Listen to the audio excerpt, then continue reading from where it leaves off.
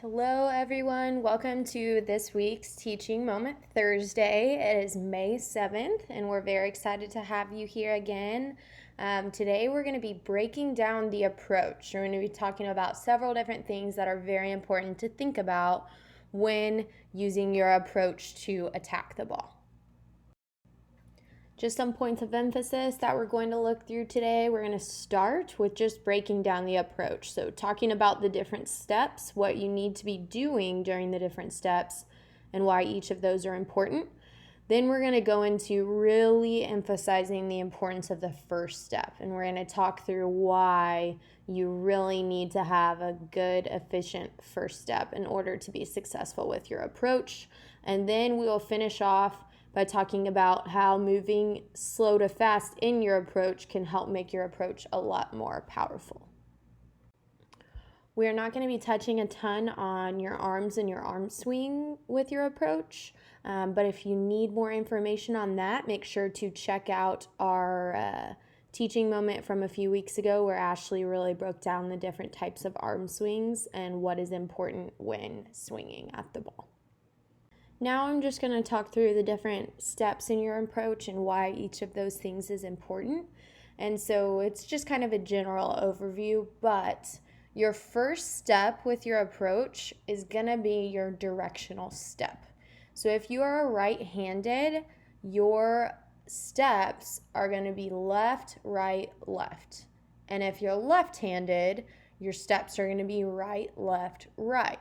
So if you're a righty and I'm talking about that first step, okay, your left step needs to be your directional step. So after this directional step happens, your feet should be closer to the ball. So if the set is inside, that first step needs to go inside. If the set is outside, that first step needs to go outside. So that first step is super important because it takes you in the direction of the ball. Then, moving into our second and third step, these go quicker and are together a little bit more. So the second and third step happen quickly. So I said the footwork was left, right, left. Well, it's more like left, right, left, because the second and third step happen so quickly. And we'll show some clips of this with examples of what an approach should look like. But again, that first step is towards the ball. So I'm stepping with my left foot towards wherever the set is. Then my right leg is going to come around and open up into the court.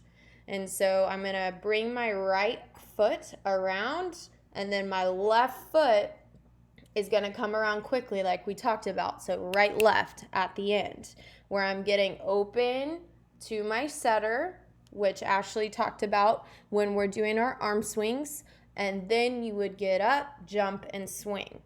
And so the first step is important because it's a directional step. It takes you to the ball. And then the second and third steps are important because they're your load steps. So that's what helps you jump and generate power. So those second and third steps need to be quick. Again, we talked left, right, left. And then we can jump and swing at the ball. And then lastly, which I kind of touched on, is the progression of our approach going slow to fast. So I talked in terms of your steps being left, right, left. So we're going slow to fast. So I'm going left, right, or right, left, right. So that kind of breaks down the approach, and I'll look at some clips here so that you can see it more in action. Also, just something to keep in mind, today I'm talking mostly on 3-step approaches, but if you do use a 4-step, that's great. But just knowing that the first step would then be with your right foot if you're a righty, so it would go right, left, right, left. And so knowing that that first step is going to be small and is just going to be you rolling into it. So if you do see any of the hitters that I show in these clips later have 4-step approaches, just know that that first step with their right step is kind of just rolling into it. And we're just going to focus on those last 3 steps, or just focusing on the 3-step approach in general. So here's an example of an approach right here. We're going left, right, left, and then jumping and swinging. So here's a slowed down version of it. But as we go through this, you'll see that Margot's kicking out to outside of the court. And then she's going to take a big step with her left foot to go to the ball. That's the directional step. And then those last two, she powers down to the ground and then really gets up and elevates to find that power. And so we'll show it one more time quickly. But just noticing that first step is really important, and then those last two happen really quick. Now we'll show another one just from a different player. This one from Dylan. She's going up, left, right, left, jump and swing. We'll show it one more time, just a little bit slower. So she's getting all the way out, and then she steps towards the ball, left, left, jump and swing. And then we'll also show one more of a lefty so that our lefties out there can get some love. So now you can see some different footwork. We're going right, left, right to this ball. And we'll show it one more time in slow-mo, but Allie gets all the way out. Okay, and then her first directional step is with her right foot.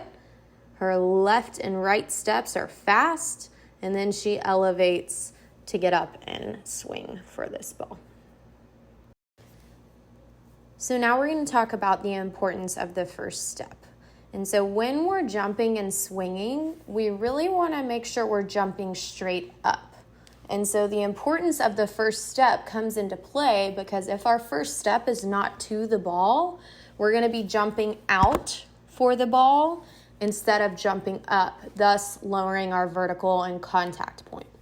And so as we talk about the importance of the first step, just really keep that in mind because we want to contact the ball at our highest point possible. So if our feet don't take us all the way to the ball and we're having to jump out, you're very, very much so damaging the level at which you can contact the ball. So first we're going to talk about waiting to see the set. So when the ball is set, there are different tempos run. There's some quick tempos, there's higher tempos, which basically just means how high is the set. Is it going nice and high? You need to wait for the set for a long time, or do you need to start your approach sooner? So in general, you want to start your approach when the ball is at its peak. So it's really important when we are taking our first step that we don't take our first step until you see the set. Because if you take your first step before you see the set, odds are you're going to pick wrong and then you're going to have to recover with the rest of your approach. So we're waiting to see that set. Then if we see the set is inside or it's outside or it's off the net, we can adjust that first step accordingly. Next, the size of your first step depends on where the ball is. So if that set is coming off the net, basically where you are already approaching, our first step doesn't need to be big. It needs to be small and in place. Or if the set is way inside, we need to take a really big first step towards that ball.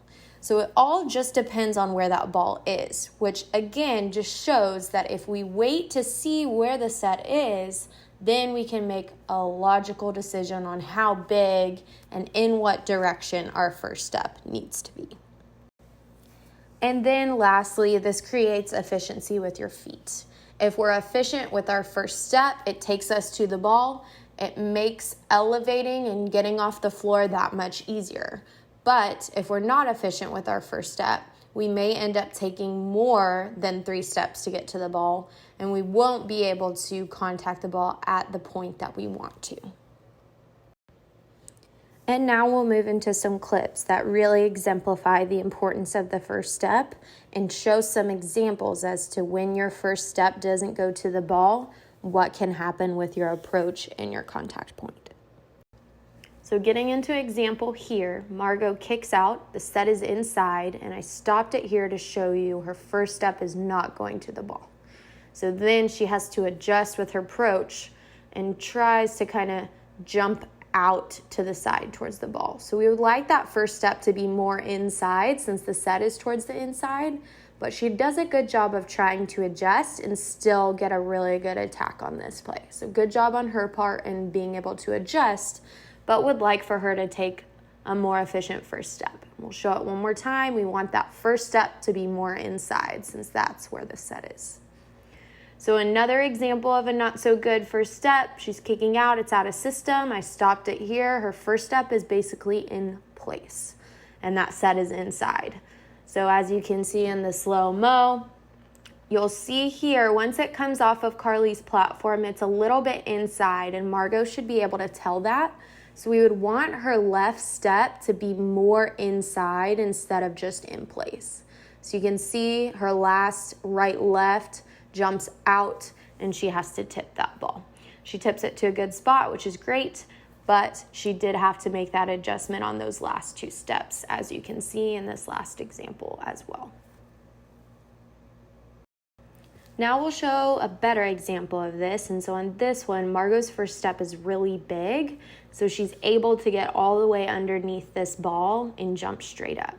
So you'll see in this example, she kicks out to get her approach. She takes a big first step with her left foot. And then she doesn't have to cover quite as much ground with those last two steps. So she can elevate to a high point and then swing high and hard at this ball. And so we'll show this one more time through, but just again, she's able to jump up instead of out because her first step was towards the ball. So I like this example because Margot does a good job of adjusting in to take this approach. And so Presley runs all the way to the left front to set this ball, and Margot makes sure that her first step reflects where this ball is going. So I stop this right where she takes that first step, and you can tell that she is jutting in with her left foot, that first step, so that she can approach in where this ball is going to land. And then she does a really good job loading on those last two, and then gets up, takes a nice high swing that nicks that sideline. So really good job on Margot's part in this example. So now we'll talk about moving slow to fast with your approach. And so we talked earlier about kind of the timing of your approach and how your directional step should be slower and then your last two steps are quick. And so again, that first step just kind of rolls into it. So when you're taking that step towards the ball, it's also a little bit slower, and then those last two are quick and help you accelerate. And so there needs to be a difference between the first step and the last two, because that helps you generate power. When we're all one speed with our approach and we just kind of go left, right, left, there's not a lot of power or acceleration. And so you're not going to be able to jump to your max. But when we're able to go left, right, left, that's when we can really power off the floor and elevate to our highest point. So getting into some examples of this, you'll see Margot kind of holds herself in place on that first step. She's patient, and then she accelerates. So you'll see her kick out here. She kind of rolls into that first step, and then the last two are quicker, so she can elevate and accelerate to jump and kill that ball. We'll show another one here. This one out of system. She has to wait and then goes quick. So as you can see there, she gets all the way out, and she could start her approach early and go all at one speed, but she tries to wait, rock into it, and then goes quick with those last two, and then pulls in a tip to score. A couple more clips, these from Maddie, and they're also out of system. Maddie kicks out, is patient, and then goes quick to the ball. So you'll see it this time in slow-mo. She kicks all the way out, okay, and then she kind of holds herself there and rolls into that first step and then goes quickly into those last two steps. And we'll show another one. So this time she's passing to attack, getting all the way out, left, right, left, getting up and swinging. So not typical. The setter is not setting this. It's coming from out of system, a bump set. So she waits, goes into it, holds herself, and then goes quickly into those next two, is able to elevate and make good contact on this ball. And again, the reason why we emphasize moving slow to fast, rocking into it, and really accelerating is because acceleration leads to power. We want to have as much power as we possibly can coming off the ground because that's going to help you elevate and help you reach for the ball at a really high point. So just an overview of all the things we touched on. We broke down the approach into all its different steps. We talked about the importance of the first step, and we emphasized moving slow to fast in your approach. Moving into things that you can do at home to help work on this. First, you can just practice your approach. So without a ball, without anything, you can practice taking that big first step, taking those last two steps quickly, loading, jumping, and swinging. So even without a ball, you can just practice that approach. And go ahead and try to practice on going slow to fast as well. Then next, you can bring acceleration into almost everything. Okay, so if you're working out, trying to find creative ways that you can incorporate acceleration. And so this can look like when you're doing squats. You're going slow on the way down, and then you're accelerating on the way up. So slow on the way down, and then accelerating. So really focusing on getting up quick. You could even put that into squat jumps. So slow on the way down and then jumping up to explode. So thinking about going slow and then fast. Same thing happens with sprints. You can start at a jog and then accelerate into that sprint for about 5 seconds or so. So total, you would be running for 10 seconds.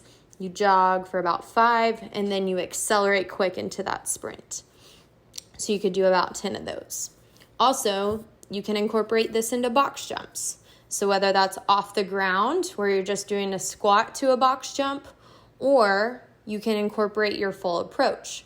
So doing that slow to fast approach, and then jumping and landing on a box. So thinking about trying to find ways that you can incorporate acceleration so that when you do go and do your approach, it's a little bit more natural.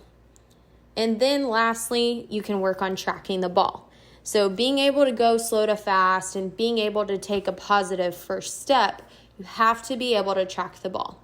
So you can take a ball and a partner, have that partner toss the ball up to you like a setter would, and then you have to adjust. So have that partner change up where they're tossing, so you have to do that full approach, wait to see where the set is, and then take that first step in the direction of it and explode to the ball. So just a couple different things that you can work on at home. Thanks to everyone for joining us today. And I have a challenge for y'all as well. Go online and look up some of the best national players on the world and see what their approaches look like. See how they move. Do they go slow to fast? Do they take a big first step? Just so you can see as a reference point of what it looks like at the next level.